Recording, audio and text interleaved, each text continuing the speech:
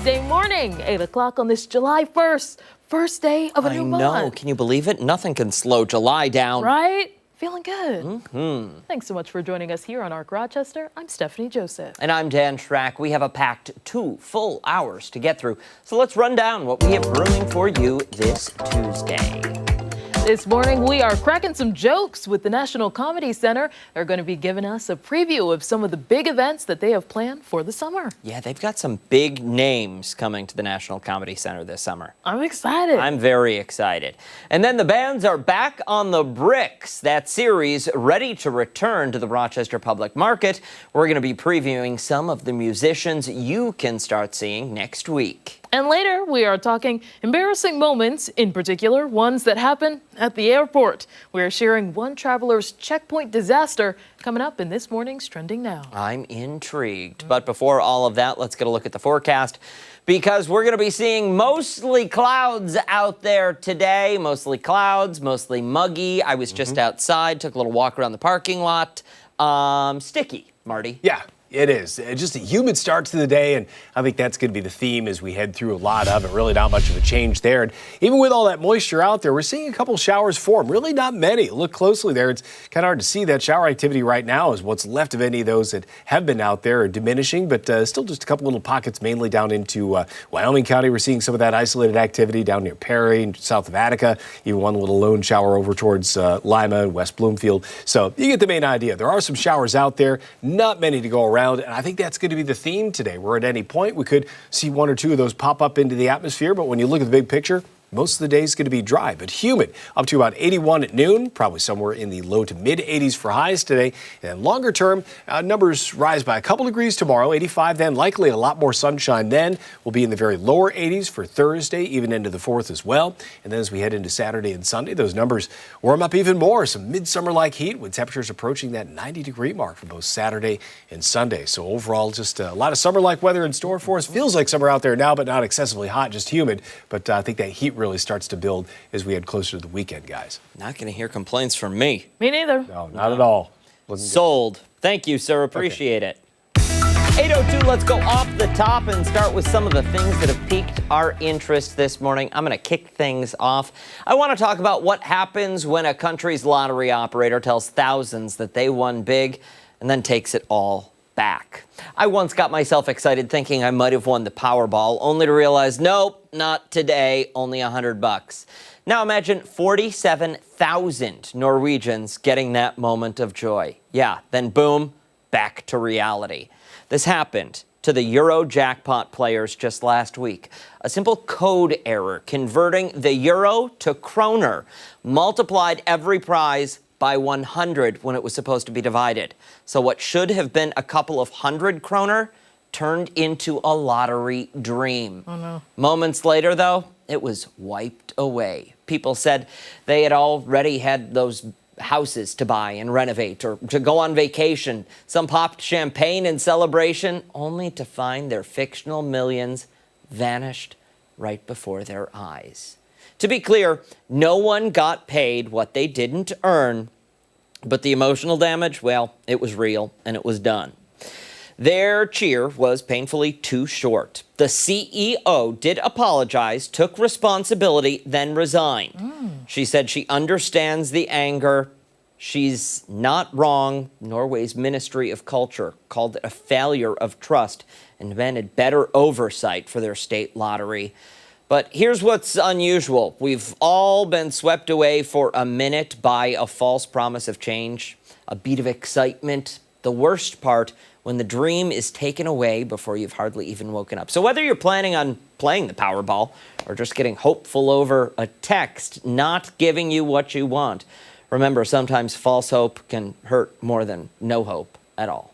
What would you do? So these people, they get text messages. I don't know. This is how it works here. You get a message saying, hey, you won. I would think and tells them what their prize is. Is a scam. Well, no, but that's how it happens there. Well, I would be heartbroken, to be honest. I think that I would have already felt like it was too good to be true. And so it would have been taking me time to process it. So it wouldn't have been hard to come to terms with, depending on how soon I found out, which seemed relatively soon. Yeah. Yeah, devastated. It turns out nobody won their jackpot or their version of a jackpot that night. So it just grew. So I'm sure, lots of people are buying tickets because today is the next drawing for the big money in this game. So I would imagine we're going to see a lot of people lining up. And I would like to see how this plays out today. Yeah. Hopefully it's smooth. Maybe it's so smooth that there's just one winner. And hopefully the former CEO is not the winner, because that would look really suspicious. That would Can you make imagine? for a great story, though. It would. It But would. I think there would be some demonstrations. Oh, yeah, there would be uproar. Yeah. People would be breaking the lottery office doors down if that were to take place. No, but they got the new CEO. The new CEO, even first thing on the job, apologized, said, listen, this was a huge error on our part. Yeah. But listen, it's a human error. Everybody makes mistakes. I get it. This was really big, but everybody makes mistakes. And accountability goes a long way. Like, It does. just admitting, to what we all know. 100%. It helps with processing all that's going on. Yeah, yeah. Doesn't justify it always, but helps you understand, okay, what if I were in that person's shoes and I accidentally hit times instead of divided by? Yeah. Remember that email from the intern for HBO Max, was it? A while back? No. I forget what it said, but they were like, sorry, like that was our intern. Whoops, no. Yeah. Well, I mean, colleges have done this, though, too, where they've ended up having to apologize, accepting That would be a different type of heart. a lot of people. Ah. And then, whoops, no, you're not accepted. We meant better luck next time. Yeah, I'd be devastated with that. All right, we'll move on now to my story. Wake up, 6, because Miranda Priestley has arrived. For anyone who got that reference, you probably know The Devil Wears Prada 2 is now in production, and I will be seated in the theater in 2026. I was so excited. Can you tell? Yes, did you already buy your tickets? No, but I want to. 20th Century Studios making that announcement on Monday, the same day as the iconic film's, I believe, 19th anniversary. Wow. The main stars, Meryl Streep, Anne Hathaway, Stanley Tucci, and Emily Blunt will all be returning. We've also learned that a new face, Kenneth Branagh, will also join the cast as Miranda's husband. Who's he? I'm not sure. Okay. I've seen a picture of him, but I'm not sure. Here's a little background for those of you who have not seen the film. I won't judge you right now. The plot centers around Andy, or Andrea, formerly. She's a writer looking to work in the big city, and she lands an interview at Runway magazine. However, she's not exactly an expert at fashion and underestimates what it takes to work in the industry. So the editor, Miranda Priestley, decides to hire her as an assistant. The rest of the film follows Andy as she learns the ropes of a demanding job that operates basically on a 24/7 schedule, while she also grapples with how the job is changing her as a person. So in the end, she actually leaves the position with a better sense of identity that marries the person she was and the woman she became. Now, that plot summary, of course, doesn't do the film justice. If I haven't convinced you already, you need to watch it. And there is so much social commentary in this movie. Gender roles as it relates to power and relationships, societal standards around appearance specifically for women, feminism as well. I could go on, but I digress. The film, I also believe, to be based on Vogue's editor-in-chief, Anna Wintour. Now, she announced recently that she will be stepping down from the role after more than 40 years, I believe. Now, people are buzzing about the sequel online, with some linking it to Wintour's expected departure. Now, that's, of course, unfounded. And it should be noted that Wintour will still be with Vogue, just in a different capacity. Anyway, though, others say it's about time there was a new Devil Wears Prada. This person poking fun, saying, quote, finally, what took so long, we were starting to think that the Devil Wears Gucci. But some are worried the second film won't live up to the first. Tana wrote, big mistake, big, huge, I believe in reference to the film. You cannot recreate the magic formula here. Hashtag sorry, not sorry. That quote is from Pretty Woman. Oh, is it? Yeah. Oh. That's not Devil Wears Prada. That's a Pretty Woman quote. That's when Julia Roberts goes back into the shop and says, "You work on commission, right?" Are we done, girls? Okay, regardless, the film is set to premiere in May 2026. Yes, move at a glacial pace. You know how much that pleases me. Oh my gosh, the references are great. I love it so much. It was a very good movie. Everyone in that movie was very good. Yes. I am a little nervous about a sequel because I love the first film so much. Yeah. But I'm interested to see what develops. We know with Andy's boyfriend, for example, there was a lot of commentary about how he was not supportive and should have been as she was like taking on this job. Yeah, the guy spent like $12 on a piece of Jarlsberg cheese. It looked like a good grilled cheese. I have to tell you, I wanted to try it. Maybe I'll Well, get a chance. Maybe they'll be serving grilled cheese at movie theaters They might. in honor of the movie. Fingers crossed. What do you think? So, you know how all these big franchise movies, this isn't a franchise yet, but you know how all these big movies, they have their own popcorn containers? Yeah, like Barbie. Yes. What do you see? You have to have two. What are the two popcorn containers? I think it's going to be a version of the heel. Okay. And I was thinking like a printout of runway in some way, like around. Oh. I don't know. Yeah. Okay. Huh. I didn't think of that. Yeah. That's good.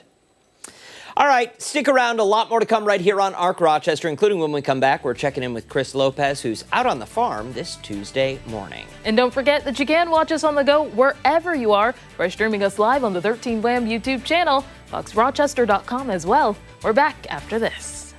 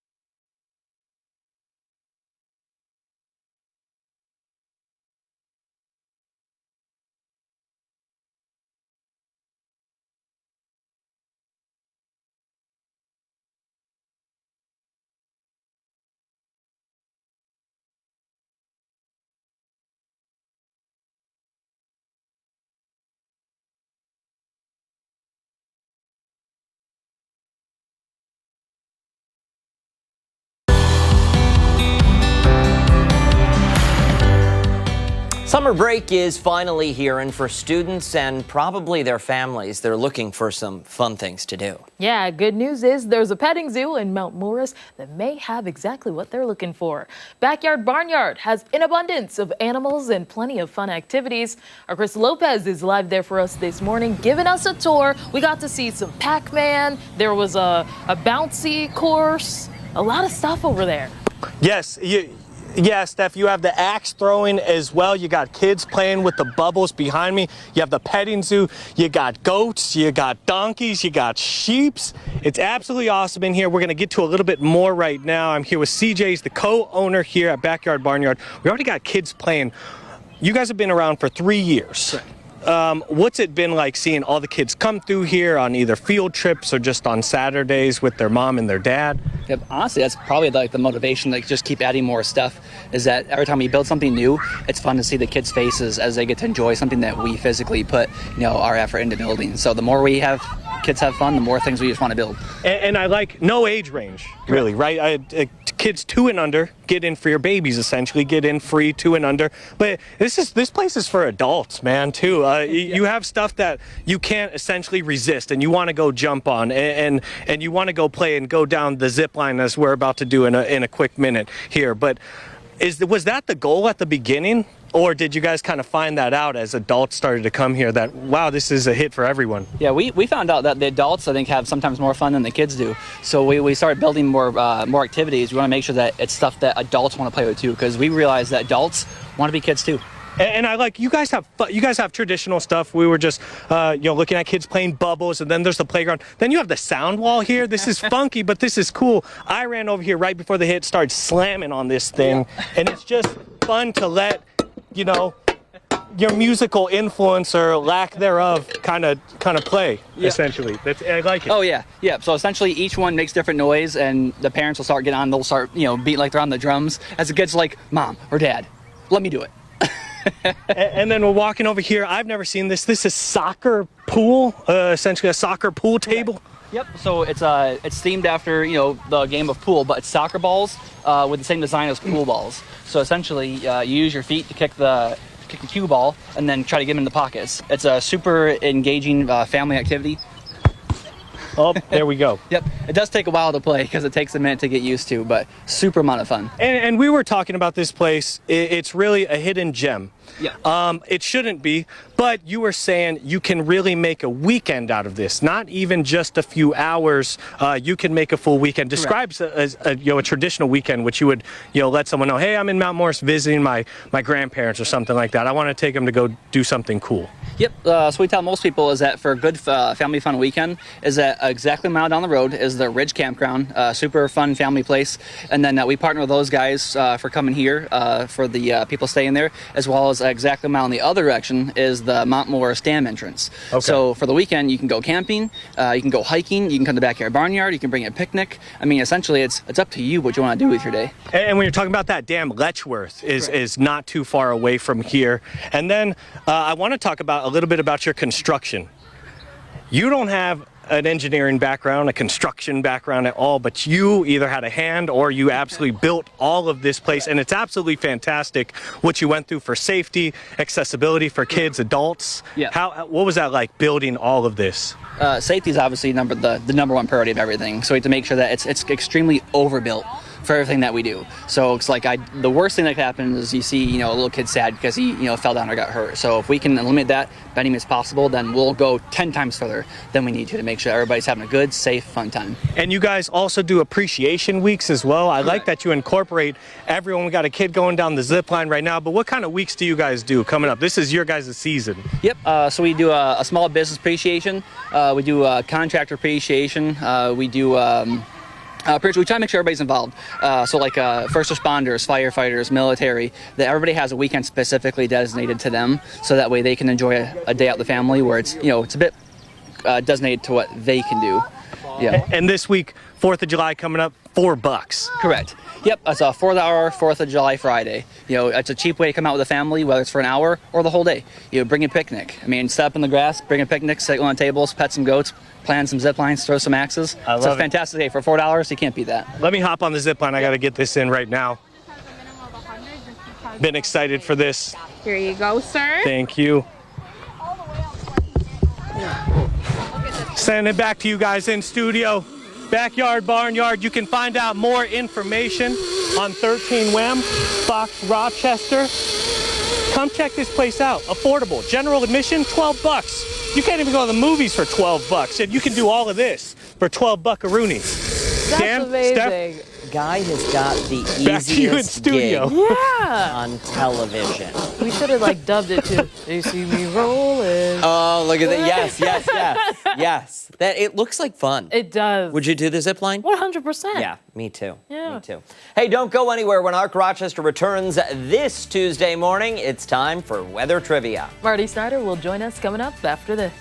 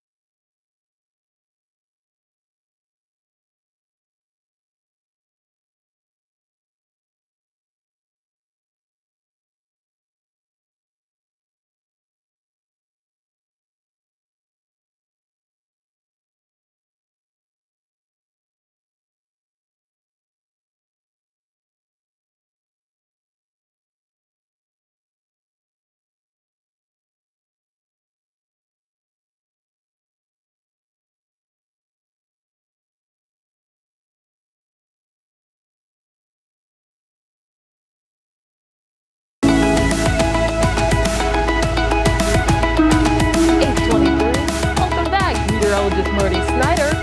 He joins us now with a look at today's gloomy conditions. It's cloudy out there. Yeah. And also some weather trivia. I'm going to go beyond that, one step beyond it. Now, it's kind of gloomy out there. I'm going to go snow. We're going to be talking snow today. What? Yes. What? Well, there's a reason. There's a reasoning behind that. Believe me, I would not bring up snow in July if there wasn't a good reason. Today is the start of the 2025-2026 snow season. No. So it's, between the second and third quarter of the year, that's that delineator halfway through the year. Okay. That's where I put that line. So anything that was prior to this was last season.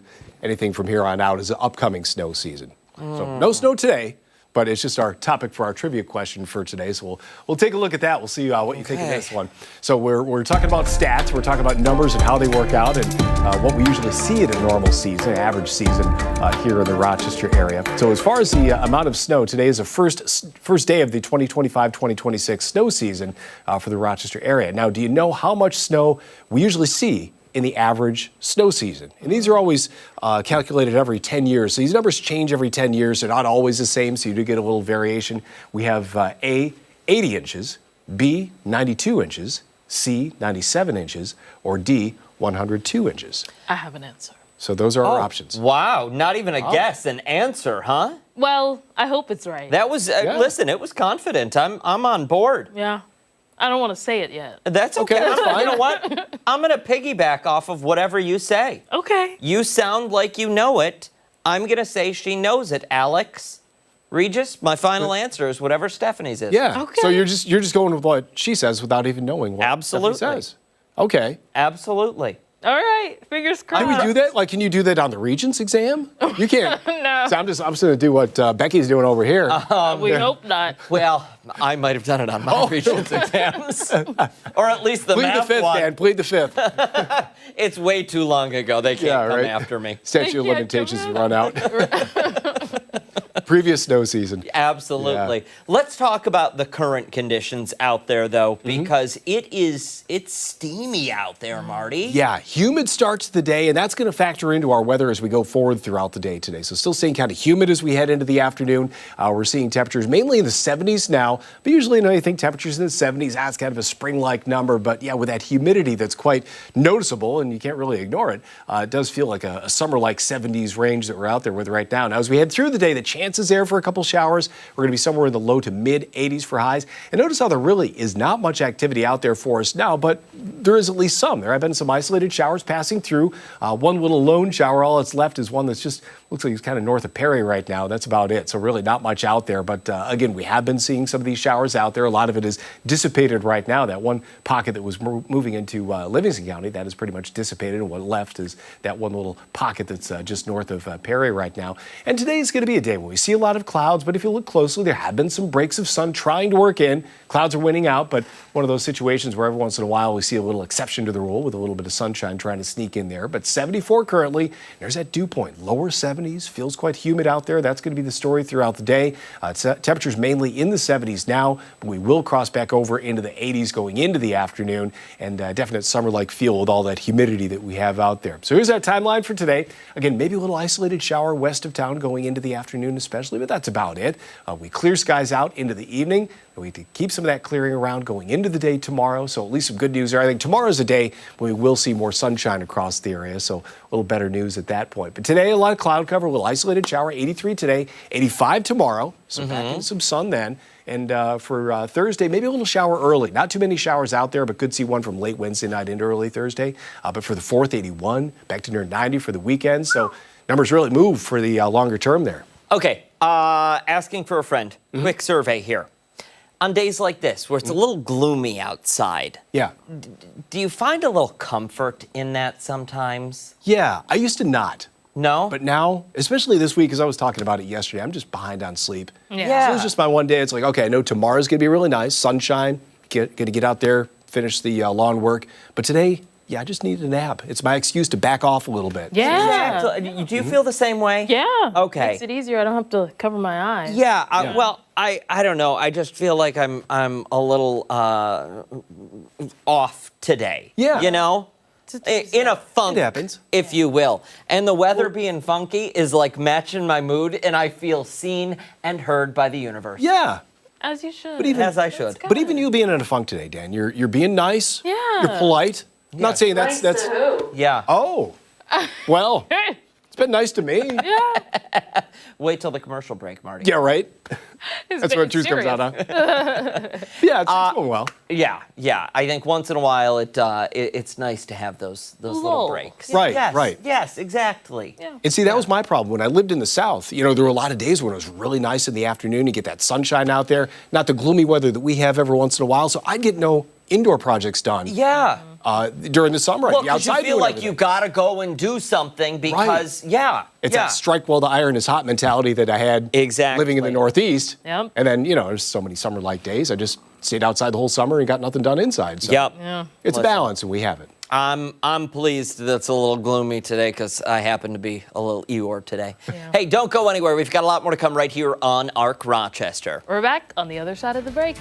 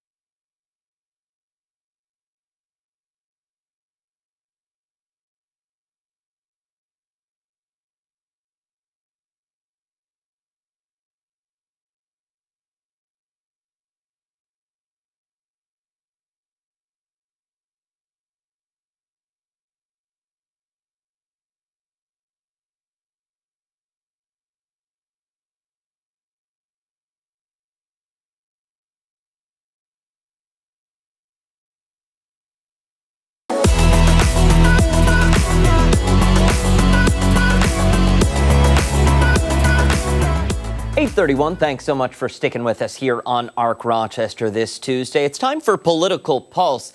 And a check as lawmakers on Capitol Hill vote today on President Trump's massive spending package, dubbed by the White House as the Big Beautiful Bill Act. Yeah, the proposal faces a self-imposed July 4th deadline, actually imposed by the president, to be signed into law. But Democrats have introduced dozens of amendments to slow it down. CNN's Amy Kelley has more on the bill. I know people are weary. The Senate could hold a final floor vote today on President Donald Trump's sweeping budget plan. Democrats keep trying to delay it, most recently by proposing dozens of amendments. They say Americans need time to consider their perspective. This bill steals people's health care, jacks up their electricity bill, takes away their jobs, all to pay for tax breaks for billionaires. Republicans have a different take. It addresses military modernization. It addresses securing our border.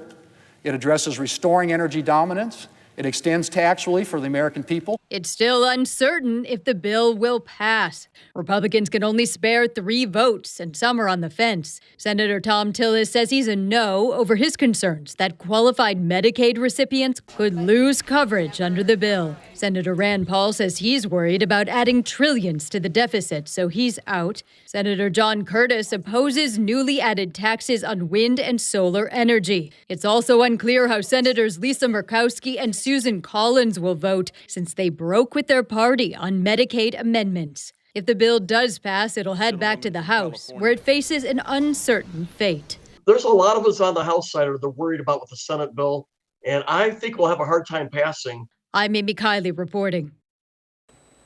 This has really been a controversial week for lawmakers as they go over this bill. We know when the bill was first introduced and the Senate passed it, that several GOP lawmakers came forward after the bill was read and said, you know, I was not aware this was in there. We weren't given enough time to read this bill. And just yesterday, they held a lengthy session, something like 17 hours, where This is a live look, yeah. Yeah, they're still at this Votorama session, but 17 hours where they read through this 940-page piece of legislation. It really is amazing to think about the journey here. Talking about the pass in the House, for example, that one vote that really came down to the wire in terms of the support needed for this. There's pushback on both sides from GOP lawmakers as well as Democrats expressing concerns about different elements of the bill. We had talked about Medicaid, for example, the proposed cuts there and how it could impact their constituents. And I think everyone is raising that concern because they want to make sure that the people they represent are protected. Yeah, it's 16 million people. Their health care is currently on the line over the course of the next decade.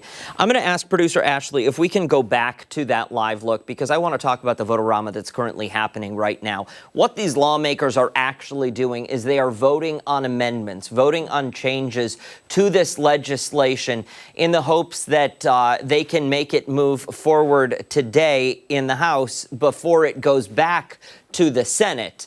But again, it's such an uncertain deadline because of some of the most controversial pieces. As you just mentioned, Medicaid in this, where spending is seeing an uptick. This is supposed to add something like $3.3 trillion to the national debt by 2035 over the next decade. But it also introduces great tax cuts for corporations and for the ultra wealthy. And many in the middle class and lower class do not see this as something that's justifiable. Cutting health care to save millionaires money. Yeah, and I think that is an argument that you've heard, especially on the Democratic side. They are worried that the people that are in a terrible position right now, economically, financially, that they are going to be in the worst position if this goes through. I want to see if we can play some sound from Senator Elizabeth Warren about that fight that Democrats continue to have right now. Look, we're going to stay. And we're going to stay, and we're going to keep voting as long as the Republicans keep this vote open on this bill. And that's what we all will do. All 47 Democrats are entirely committed to stay, because we're going to be here to vote to protect the people who will be losing their health care, and to vote against big giveaways to billionaires and billionaire corporations, and to vote against raising the national debt just so that Jeff Bezos and Mark Zuckerberg can suck down more tax giveaways. We're going to do that vote forever and as long as it takes. She went for it there. And it's really interesting that we see this happen just weeks after Elon Musk, the former appointed head of DOGE, the Department of Government Efficiency, stepped out of the spotlight from the White House. He does not approve of this bill, and he has made his stance very clear since his departure, posting pretty regularly on his social media platform X that people should not be voting for this, particularly members of the GOP party. And there is a bit of fear currently from within the White House that those that vote against this, there could be some repercussions come the midterms that Elon Musk may pour money into some others' campaigns, booting some of these people from office. That's also a threat that's been made on President Trump's side when it comes to certain GOP lawmakers, for example. I know one of them, if I'm not mistaken, it may be Tillis, but don't quote me on that, is actually going to bow out for the next term. Yes, Because he was saying that basically voting by partisanship is something that he is seeing not as a value that's being held among lawmakers anymore, seeing, I guess, division between passing this specifically for one party, for one person to pass through. So a lot of interesting shakeups and questions being raised about the premise of this bill. Yeah, and you heard Senator Elizabeth Warren say there that they are going to stay, they are going to stay, they are going to stay, and continue this voting session to potentially move this bill back for a final vote as early as later today. Something we will certainly continue to follow for you and bring you any updates both on air and online at 13wham.com. Hey, stick around. We've got so much more to come here on ARC Rochester, including when we come back, we're once again checking in with Chris Lopez, who's hanging out in the barn with some animals this morning. He absolutely is. Hey, and don't forget, you can take us on the go wherever you are. ARC Rochester is streaming live right now on the 13wham YouTube channel and foxrochester.com. Stick around. We're back on the other side of the break.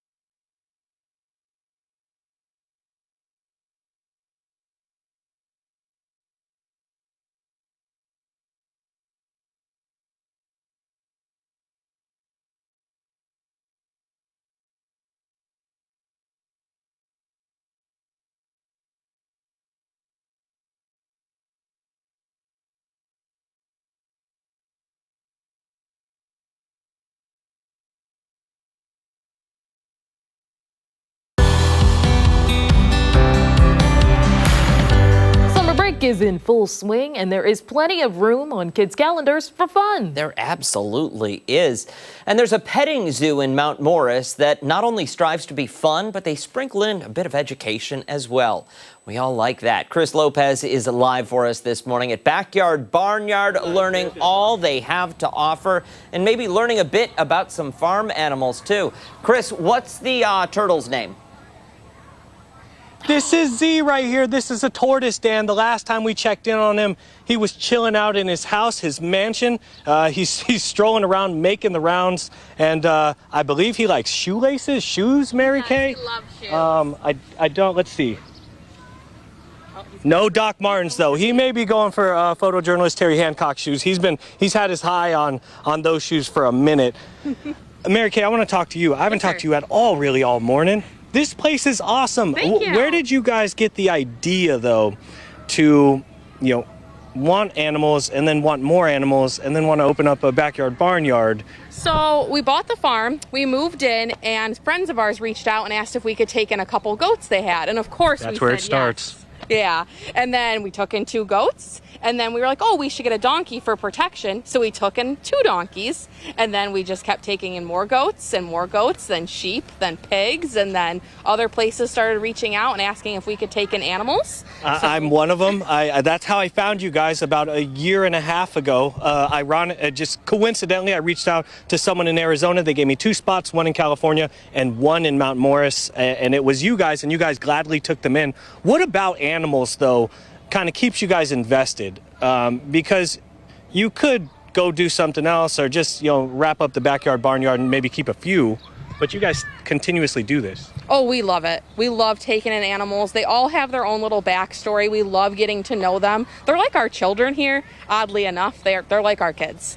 and Mary Kay, why do you think you guys teach the kids also? We got some kids that are going to be coming out in a bit, but you guys also teach the kids why it's important, animals, farm animals in particular, and agriculture. This is not just really just a place to go on a swing or maybe pet an animal. You guys really try and teach kids a little bit of a lesson. Oh, yes, we do. We do a thing called Animal Talk, where we'll come out and we'll talk about our animals. We'll give them little spiels about them. Like, all of our animals have different characteristics, so we love teaching the kids, like, why they're important to keep in this environment and why we have them. And how many total animals do you guys have off the top of your head, would you say? I believe right now we have a total of 19 animals. You have a total of 19 animals and you started with just 2? Yes. Just 2. Just 2. And if someone wants to check this place out, 4th of July, you got $4 4th of July coming up. When is that going to be available to people? That's going to be Friday starting at 10 a.m. up until 6 p.m.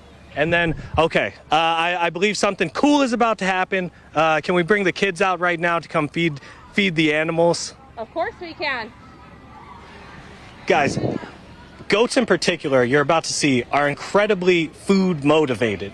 That is the first thing they think of when they wake up, and it's the last thing they think of before they go to bed. And these kids are going to come out with ice cream cones filled with feed. And you can hear, oh, here we go. We got the kids coming out. The goats already knew there was something going on. All of them had their ears perked up.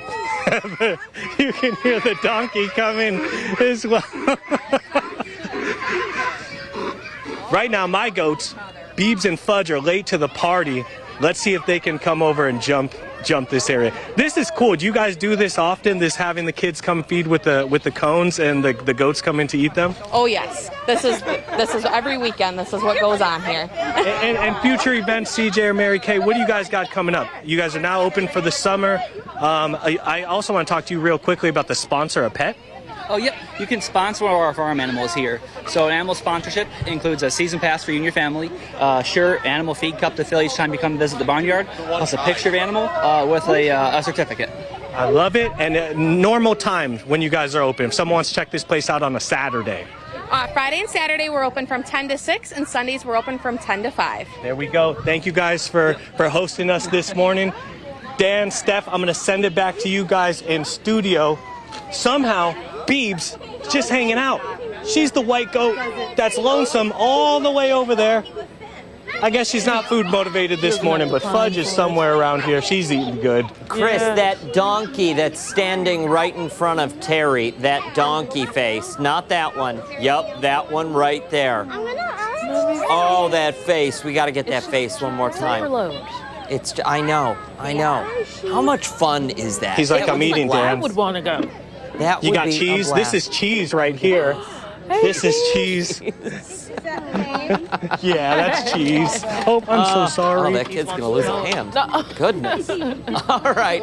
Thank you, Chris. We appreciate it. Hey, stick around. When we come back, it's this morning's Crime Stoppers. Our Rochester returns after this.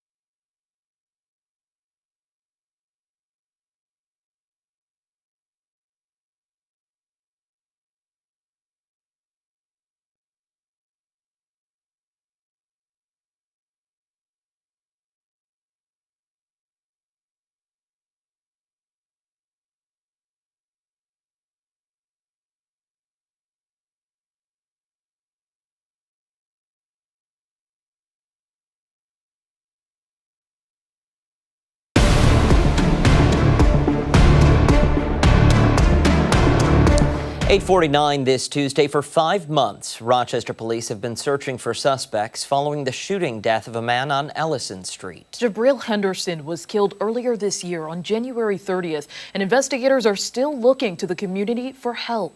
Here with more on this case, we're joined by Detective Terry Deerkop from the Rochester Police Department. Detective, thank you so much for coming in and speaking to us about this. We appreciate it. Thank you for having me. This is an important case for us. My partner and I have been working very hard. We have some fantastic leads, and the victim's family's been in constant contact with us about solving the case, and we know with the community's help, we'll be able to solve it. Do us a favor, take us back 5 months ago and give us a play-by-play of what police think, how this played out. So we know that Jabril left home and he went to meet a group of people on Ellison Street in the city of Rochester. It was a very cold, snowy night at about 7:15 p.m. He pulled up about mid-block on Ellison, pulled over to the curb. He was approached by a group. After a very brief conversation, he was shot multiple times.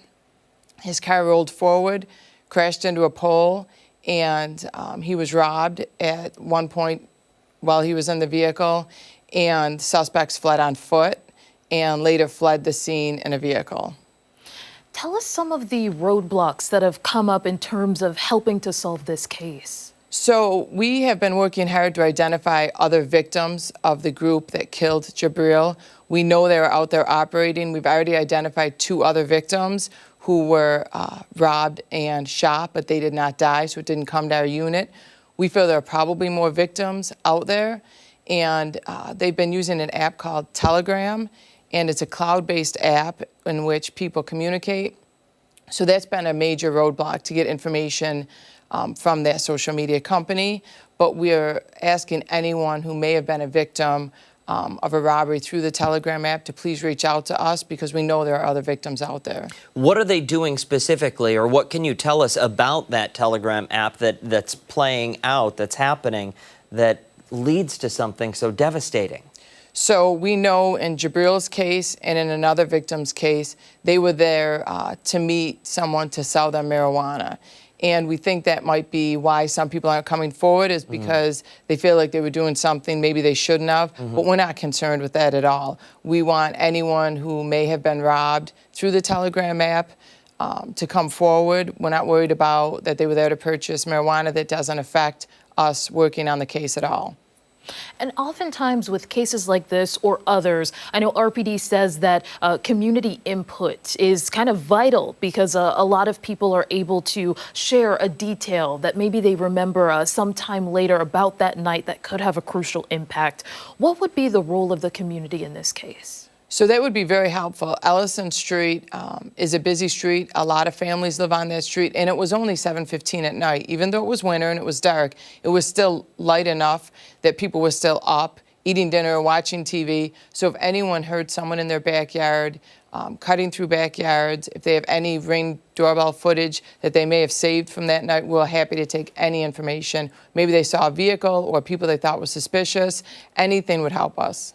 So is it your belief that this group of individuals who committed this crime is specifically targeting certain individuals, or is it just people who were in the market for pot?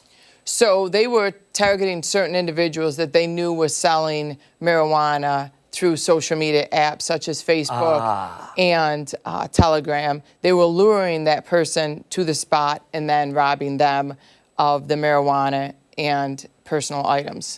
Are we thinking, like, is it a territorial thing? This is my zone that I sell in?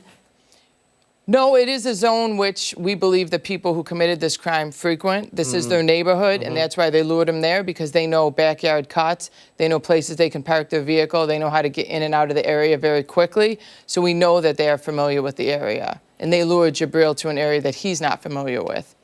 And are you able to say, like, how many may be involved, an estimate at all? At least 3 people, maybe more, but we know at least 3 for sure. At least 3 people. Yeah, and I just want to go back to the point that you and Steph were just speaking about, how oftentimes it's one piece of information can help unlock a lot more that a neighbor may know and believe that police already know, or it's insignificant. So that's why anybody who knows anything should always just call. They can call our major crimes at 428-7157, and we also have an email now, majorcrimes@cityofrochester.gov, and you can email even if it's anonymous. Perfect. Thank you so much for your time this morning, Detective. We really appreciate it. Thank you for having us. I really appreciate it. Hey, don't go anywhere. When ARC Rochester returns, we are giving you a preview of what's to come here on Fox Rochester. We're back on the other side of the break.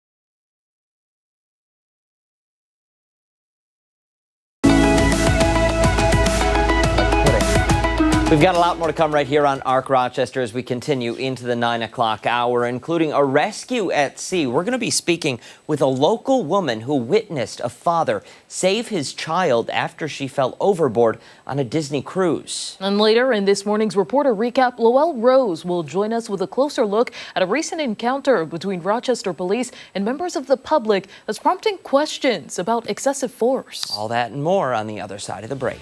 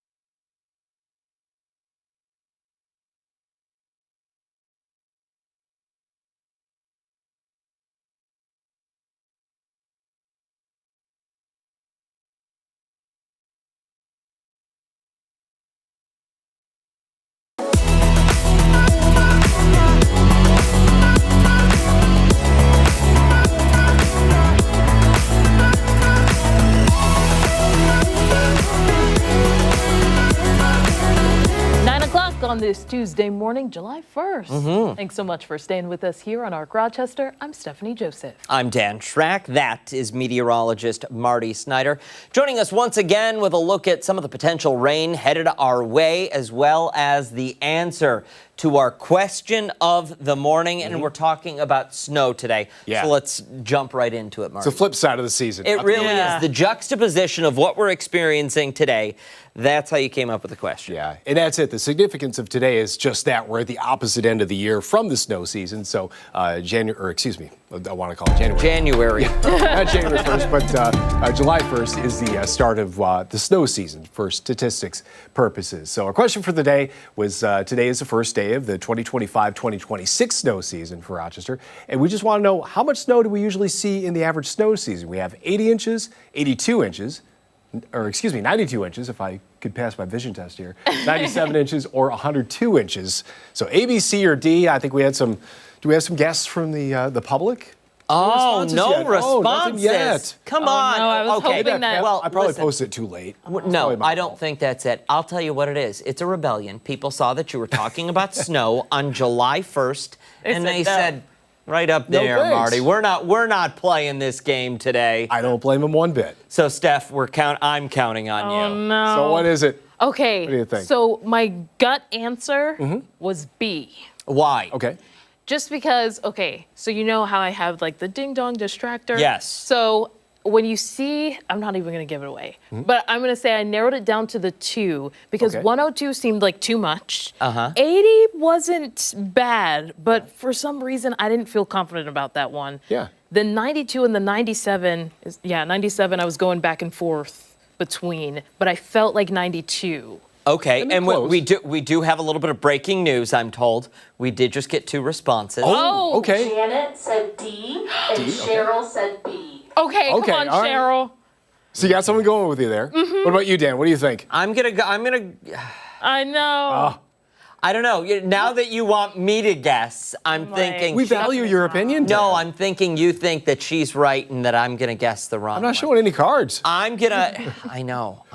You've got a good poker face. I'm gonna follow suit. I'm gonna stick with Steph. All right. Sticking with B. All right. Yep. So here we go. The answer is Wow. 102 inches. That's the average. Yeah. Oh, and so they my God. recalculate these every decade.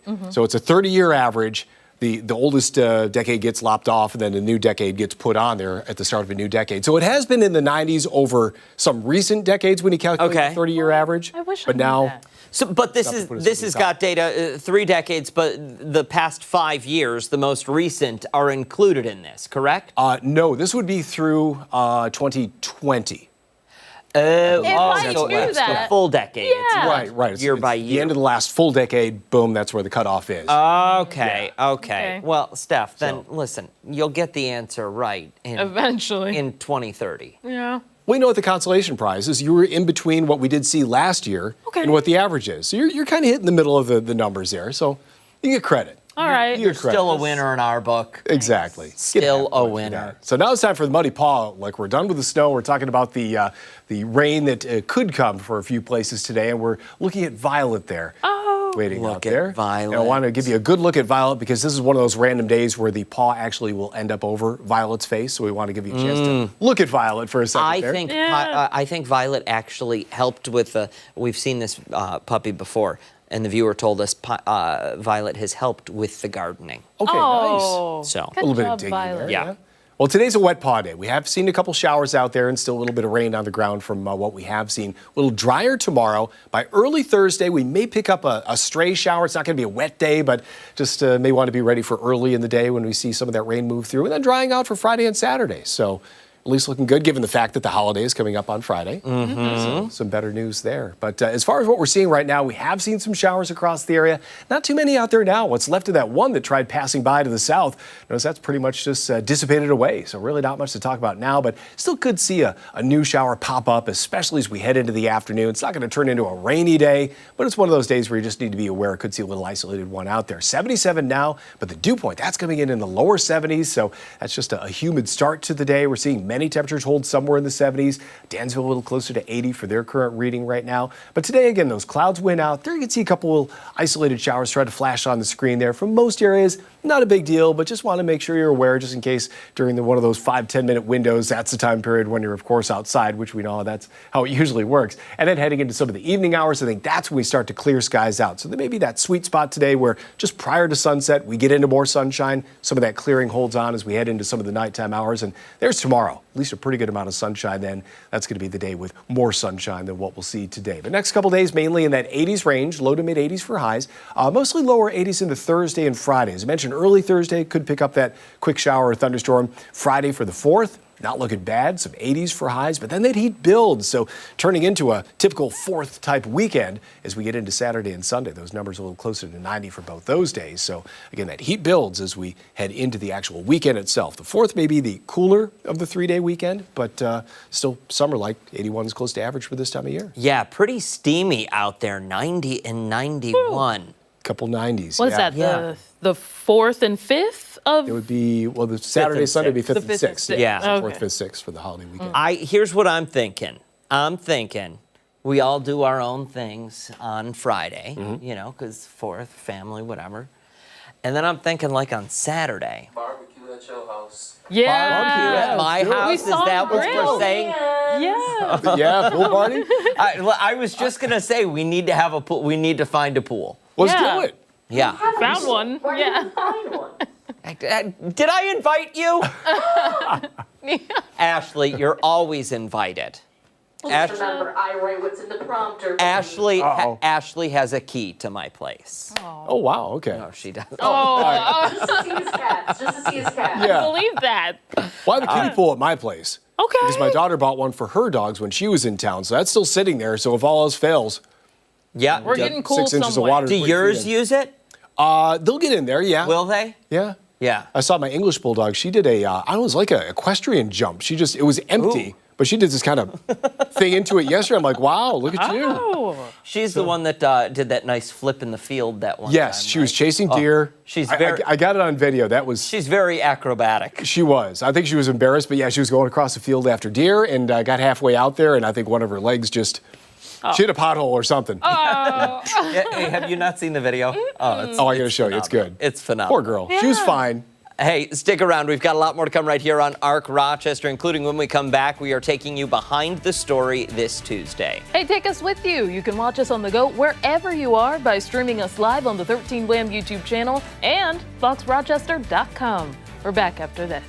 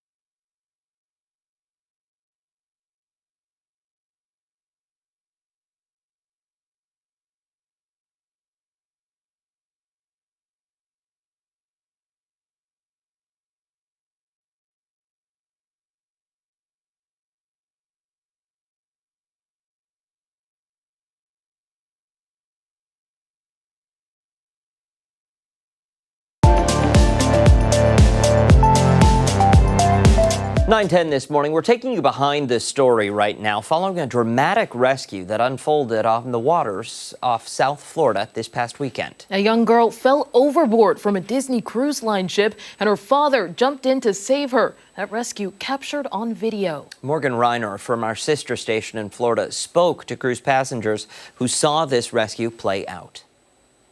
Passengers aboard the Disney Dream on its way back from the Caribbean described the moment everything stopped. All the music stopped and an announcement came on. It sounded like Mr. Mop, but it might have been Mr. Mob, which stands for Man Overboard. Crew members rushed into action, throwing life vests into the ocean. He couldn't get to the life preservers because he was holding on to his daughter. Laura Amador took this video of the rescue mission. The ship was moving quickly, so quickly. It's crazy how quickly the people became little tiny dots in the sea, and then you lost sight of them. The captain slowed the ship, turned it around. It looks like it was the mother because they were escorting her across the deck. They blocked off the deck, and I just saw her crying, and I just felt for her at that moment, and I just started praying. You can hear Tracy Robinson Hughes doing exactly that in this video she shot. Oh my God, thank you, Jesus. What a dad. Oh my God, that's a dad that needs to have a hero. He's a hero. Witnesses said the two were in the water for 20 minutes. I am not a swimmer. I don't know if I could do that or not. Probably not. I would drown. And praised the man for jumping in. That was a very heroic, thing that he did. My goodness. Melanie Rickman took this video. You could tell that he was really struggling. He'd been treading water for 20 minutes, 15, 20 minutes. Disney sent a statement saying, in part, the crew aboard the Disney Dream swiftly rescued 2 guests from the water. We commend our crew members for their exceptional skills and prompt actions, which ensured the safe return of both guests to the ship within minutes. And everyone was like cheering on the ship, and just the amazing quick response of Disney made a big difference. That was Morgan Reiner reporting there. The ship does have plexiglass safety barriers on its decks, and it's unclear how the child fell overboard. Now, we did learn that a local woman was actually on that cruise at the time of the incident and witnessed this heroic rescue. For more, we're joined now by Zoom, Eleanor Finkelstein. Eleanor, thank you so much for waking up with us and sharing your part of the story and what exactly you saw. Yeah, absolutely. Good morning. So I first heard that Mr. Mob announcement over the speakers probably between 11:15 to 11:30 in the morning. Saw the crew members rushing outside, went to take a look and was asked to go back inside. And so I went up to the pool deck and everybody was standing around watching, and seeing the boat go out and seeing that rescue happen was incredible. And I had no idea that a cruise ship could turn around so quickly, but you could see that the safety protocols were definitely put in action, and it was a successful rescue. By about 11:50ish, I would say, the boat was back to the ship and everyone was cheering, and it was definitely a miracle.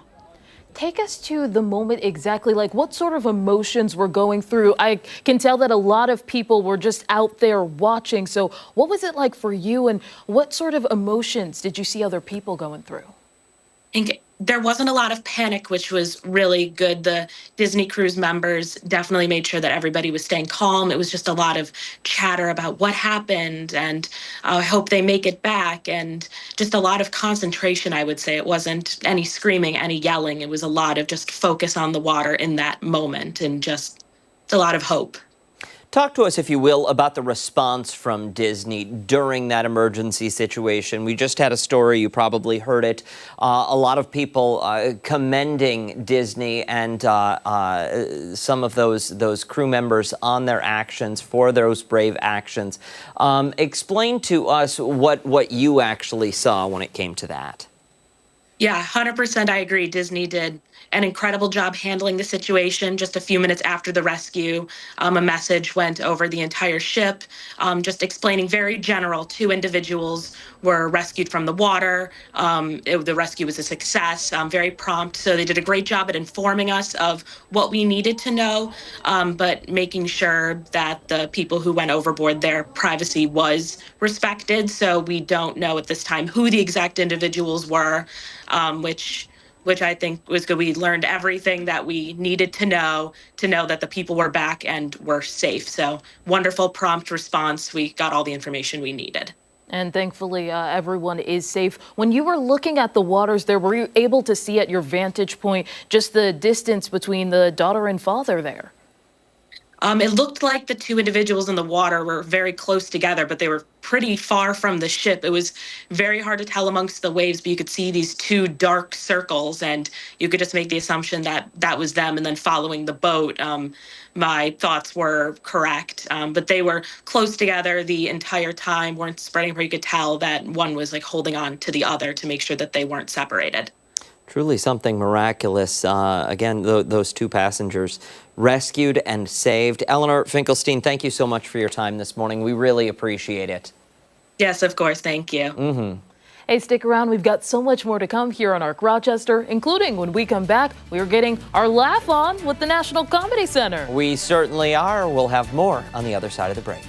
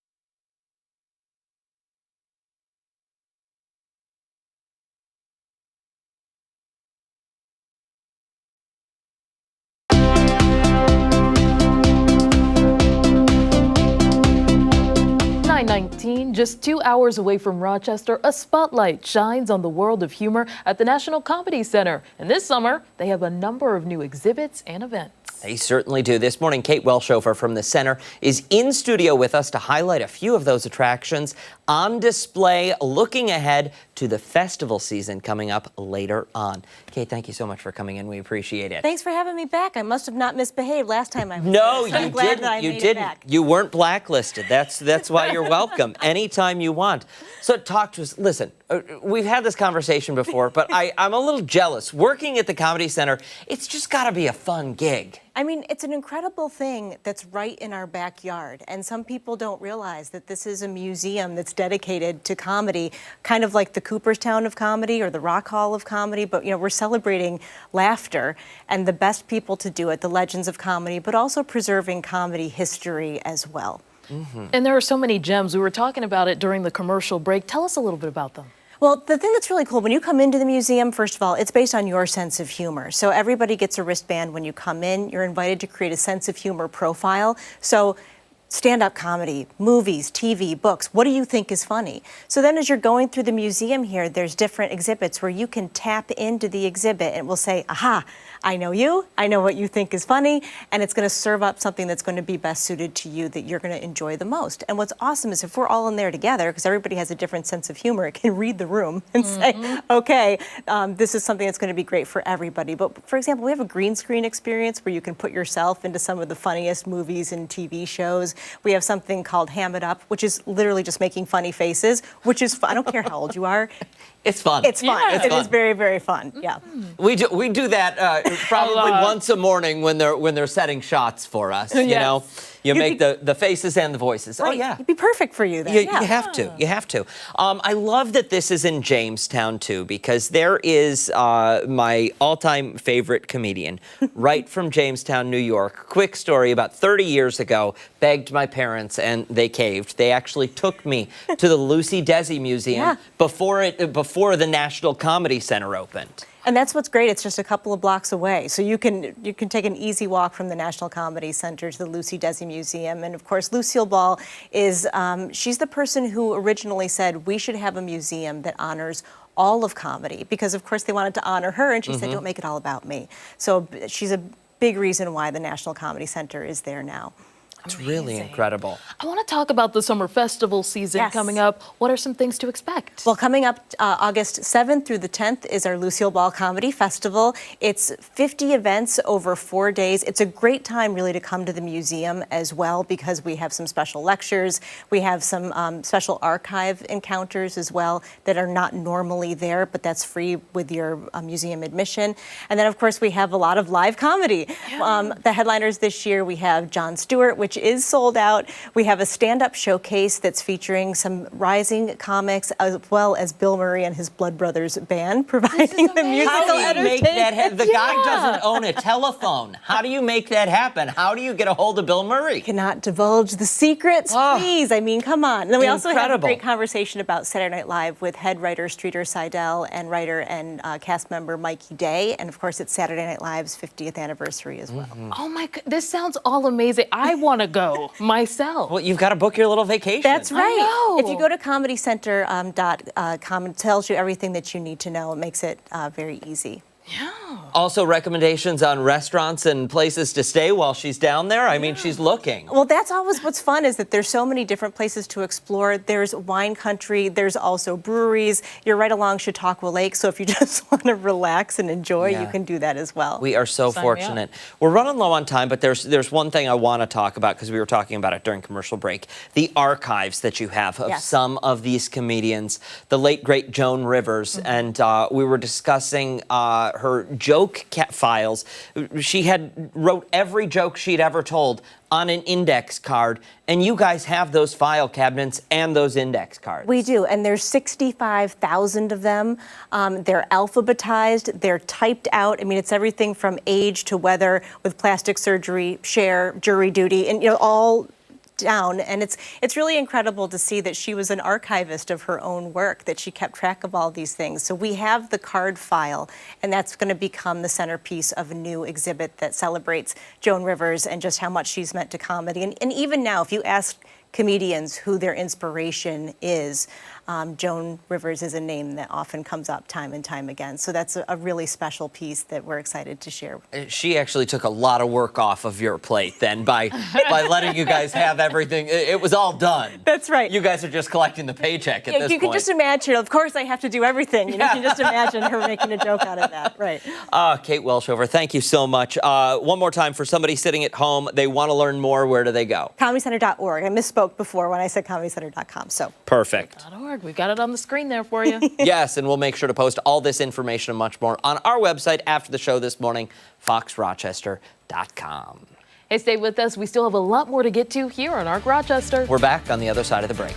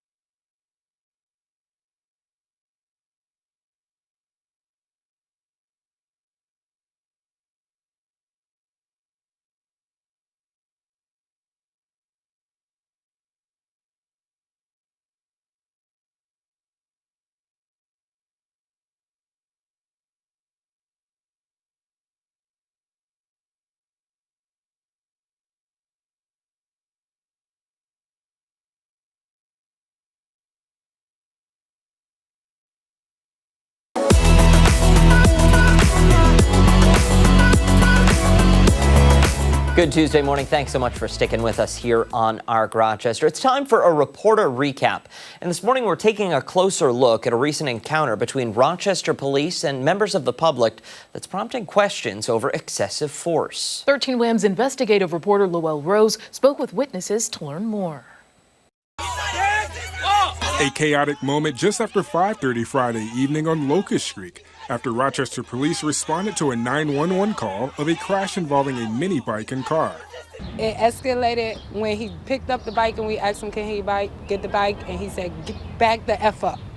And then he came out here and it just got loud. Everybody just started going off. They were mad because they were trying to take the dirt bike and everybody was defending our property. RPD says people were obstructing the investigation and became unruly as officers were impounding the bike. The video appears to show officers pushing back on people at that moment. Stacey Hawkins says her 18-year-old son is autistic. She said he suffered multiple seizures when he was arrested and was taken by ambulance to the hospital. The video shows police putting another person in a headlock and pushing a young woman to the ground during Friday's incident. I did run up and I was like, yo, you just pushed my daughter. He was like, I don't give a F, back up, back up. Karina Carey recorded the incident on her phone and claims officers also pushed her. I ran up because I seen that the cops put the hands on. Nobody touched the cop or anything. So then it started getting like escalated very quickly. So I started videotaping. In a statement released over the weekend, Rochester police acknowledged the social media video and use of force by officers, saying in part, all uses of force are thoroughly reviewed by the officer's supervisory chain of command to ensure compliance with departmental policies and procedures. Then to sit there and be told that, you know, the child is autistic and your response is, I don't care. That's disgusting as a human. They need to do better. I think action needs to happen. And Lowell joins us now in studio with more on this case. Lowell, really dramatic video and what we're hearing from these residents. Yeah, it was a dramatic and chaotic scene for, I would say, both sides, police and the general public, for what happened last Friday. What they tell me is that it started over a mini bike crash with a car. They called 911. That's when things escalated from there. As you see at the beginning of that video, you see one person is moving that bike into a shed or some sort. That's when police come and make the encounter to try to get it. According to RPD, they were impounding it. That was part of the investigation, and they alleged that the people here were obstructing that investigation. Ah, okay. And there has been a development in terms of charges, correct? Yeah, so as a result of this, 2 people were arrested. The 18-year-old that you see right there right now, he has autism. He was arrested, what they claim was menacing police and allegedly threatening police. There was another person where it was obstructing the investigation and some other charges very similar to that. They were both released that same day. You think that 18-year-old that we saw there who was arrested, what the mother tells me is that they went to a local precinct a few blocks away. As soon as he was released, he was walking home. That's when they collapsed. They had to call 911 because he was having multiple seizures because of this. Wow. Now, I know we're working to get that body camera video from police, and the Locust Club is saying, you know, we're going to hold off on making any comment until they have chance to review that body camera video. Do we know, has the police department looked at this body camera video yet? Have they run it back? When are we expecting some sort of statement or update from them? So, of course, we'll be reaching out the rest of this week, but I will say this happened Friday evening. RPD released a statement to us because this video was going locally viral on Facebook, saying, hey, we're aware of this video. RPD does acknowledge there was force. It doesn't say if there was excessive force, but RPD acknowledged there was force and said that force is necessary in certain situations to de-escalate a situation or to get things under control. Now, according to RPD, they said that there is a process. The supervisors of these officers in the chain of command will look at the body-worn camera video, determine if policies and procedures were followed, determine if there was excessive force, but we don't have a timeline on that. And they said, like, if policies and procedures were violated, the officers will face some sort of action. So, you know, RPD didn't talk to us yesterday. They're holding back from talking to us, so we're not sure on the latest developments. It's, you know, look at the video, you see the police narrative, it's a tricky situation. You see what police say they're trying to do, you see that the scene is chaotic.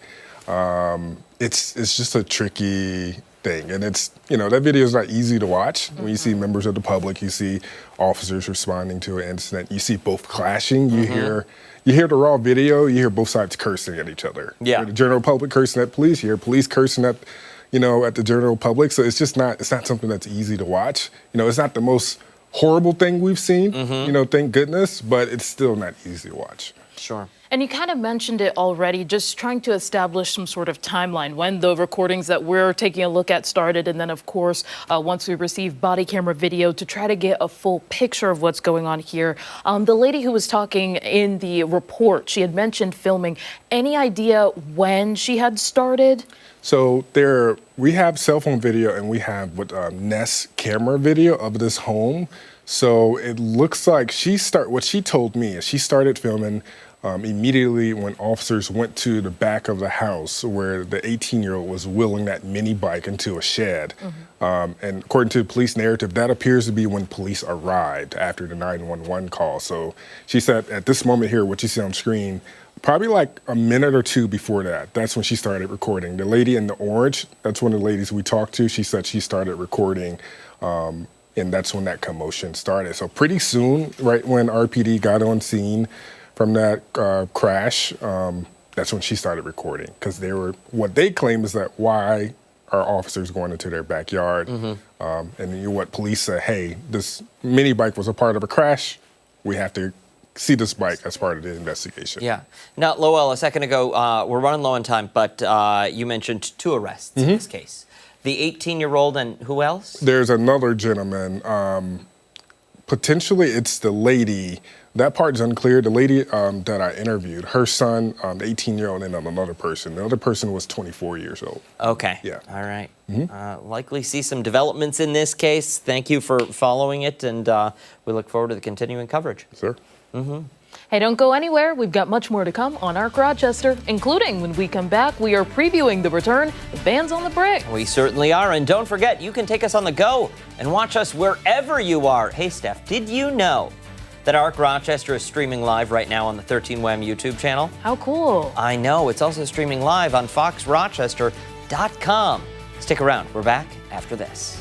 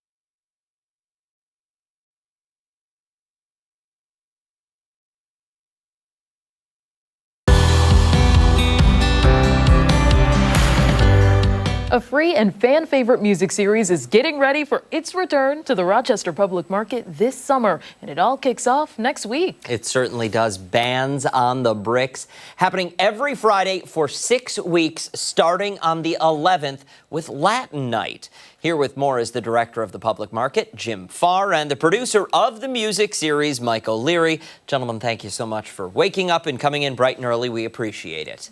Thanks for having us. Absolutely. So let's dive in. We've got 6 solid weeks of music and fun out there. What can people expect this season? Well, we started this series now. Mike and I were trying to figure it out. It's either 27 or 28 years ago. And originally, when we started it, folks said, well, nobody's going to come down to the public market in the evening. And, it was a way for us to introduce new people to the market, show people all the changes that had taken place and businesses that were down there. So we started it, with that in mind, and, now 27, 28 years later, we have a whole bunch of restaurants and other things down there, so I think we proved folks would come there at night. But Mike's been the producer all the time, and he always comes up with some great entertainment for us, and, we love to say it's one of the last free shows in Rochester, so it's, it's really a great spot where people can come, they can bring chairs, they can stretch out, bring their family, we'll have food trucks. Lots of great music. We're having actually an arts and crafts show that we started several years ago, the second week, I think, of the series, and it's just a lot of fun. Are there any acts that you're particularly excited for? Oh, well, the Latin Night's always a great kickoff. Salsa, merengue bands, 3 separate bands. It's a fun night. Everybody dances. One that's very different for us this year is we're doing a Pride Night, which is the last Friday in July. 14 different drag queens will perform and 2 drag kings will perform. We just think a lot of fun. So that's something different that we've never really done before. We have a couple staple bands like Donna the Buffalo has been with us, I think, almost every year. Great reggae bands, all kinds of fun music. Not every band is, perfect for everybody, but there's something for people. Yeah, how do you come up with this lineup, though? Because you guys, you have something for everyone. This night might not be your night, but next week likely will be. What goes into that planning? Well, we really strive for diversity. It's part of what Jim and I originally set out to do, was have diversity in the music, a little something for everybody.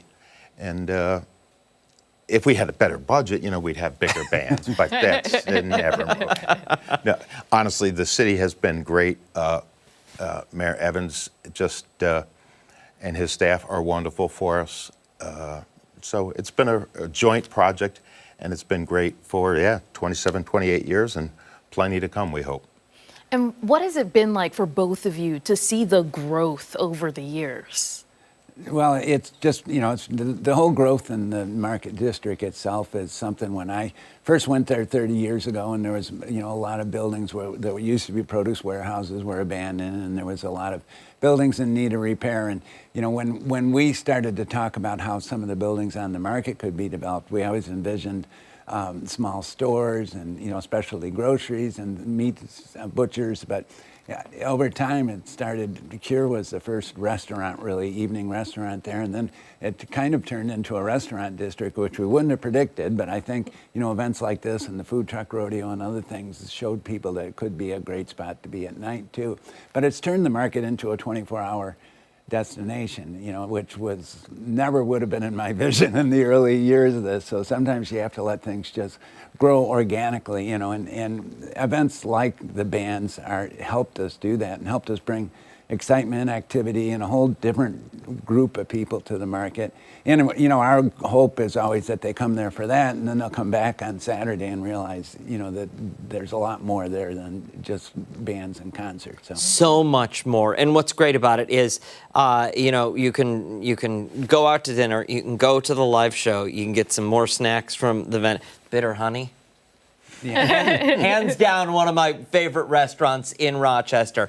It's really what you guys have done down there is really remarkable. So much congratulations to you. Wow. Yeah, it's what Jim has done, and for 30 years he kept saying, "You got to open a restaurant down here. It's gonna be. And like everybody else, I kept saying, "Jim, you're nuts. It's never gonna turn into that." And it's all been his hard work and dedication. It really is a great spot to go, 7 nights a week. And there are people down there, and it's become quite It's a space. staple now of the city. I love It to is. tell the story that when the first food truck rodeo, I was in Orlando and saw a food truck rodeo, and I came back and I talked to Mike because he and I worked and said, I want to do this food truck. You're crazy. So I talked to John Erlob at Roarbox, and we started it, and it's turned into a great success, but Mike always regrets.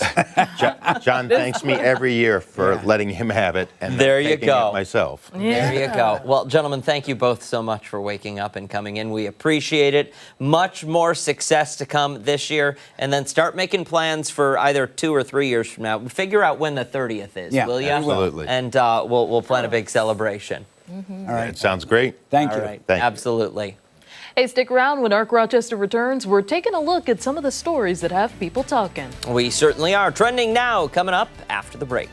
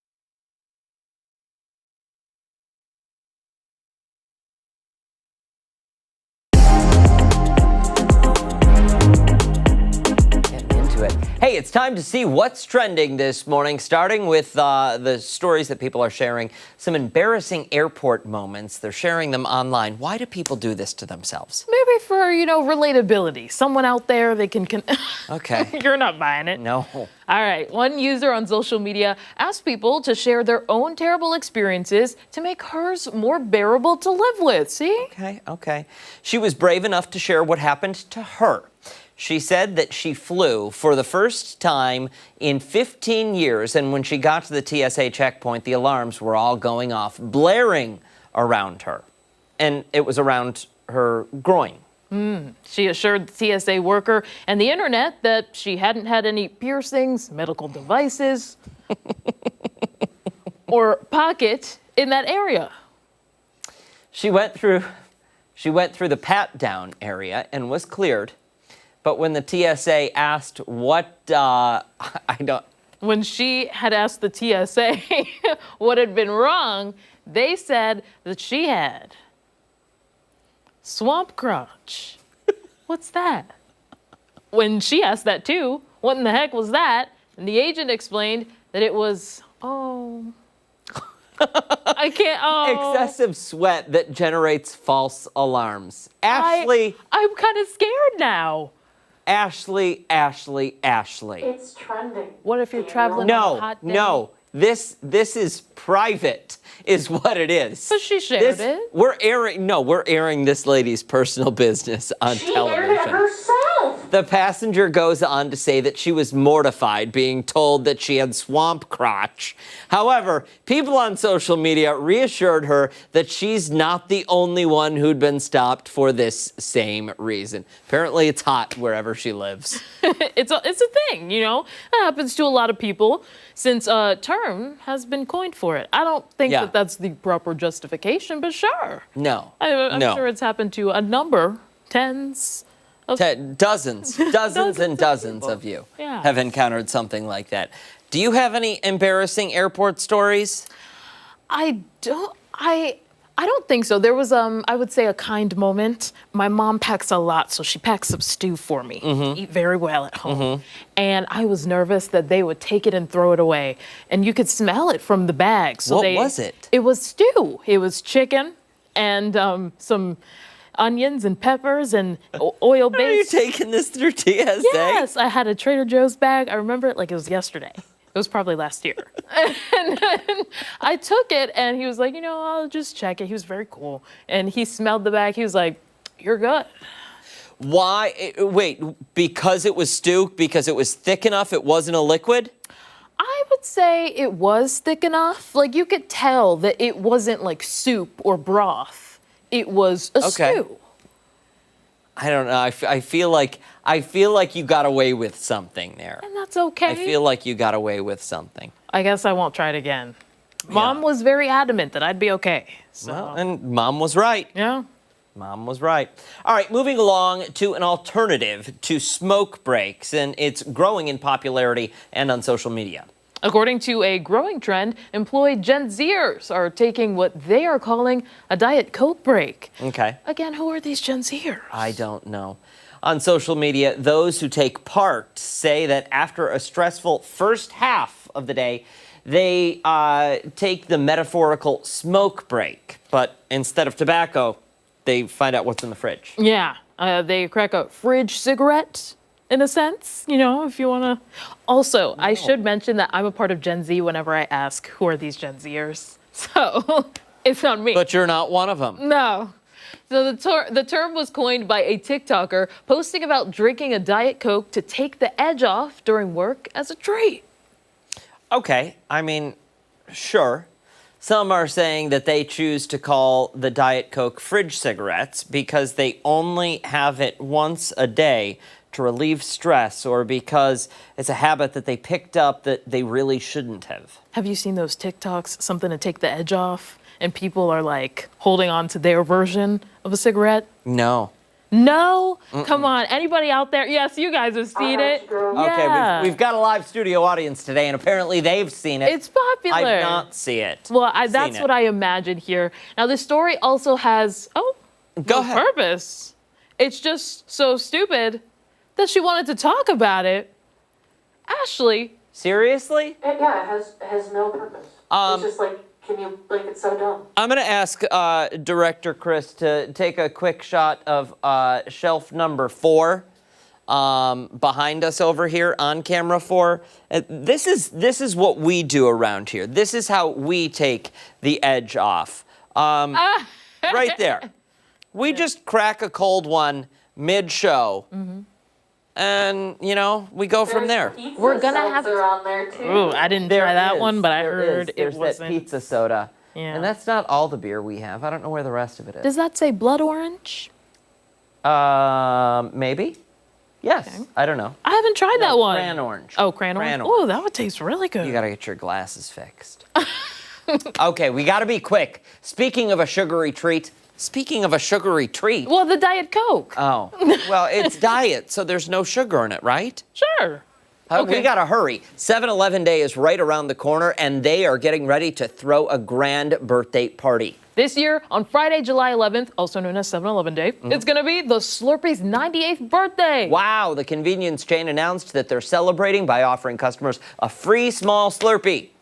But this isn't any ordinary Slurpee experience. The brand is launching its Tongue Twos? Tongue Twos, inspired by the drink's ability to turn your tongue a different color. Don't they all? I don't know. The Tongue Twos are a first-of-its-kind temporary tattoo that are activated by a Slurpee. What? It's giving fruit by the foot. Yeah. All customers need to do is sip a Slurpee, apply the tattoo, to the tongue and wait for the big reveal. The brand's signature S will appear in 4 shades: blue, green, red, and purple. Okay. Slurpee Day, the Slurpee Day chain is also releasing new flavors, celebratory swag, and even some cash prizes. I'm there for that. Me too. Customers who have a loyalty membership have a chance to be entered to win $5,000 with every purchase. Can you still bring a trash can or like That's any? a different day. That's a different day. That's All a right. different day, people. Why ask the question? Come on. Hey, stick around. When we come back, is this morning's final thoughts. We're back after this.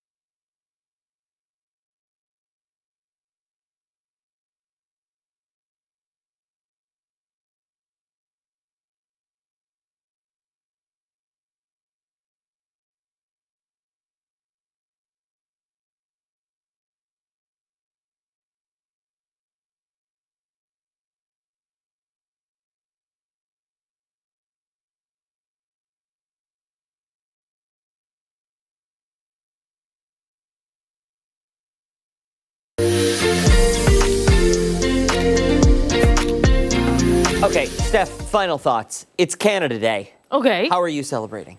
I will eventually make a trip.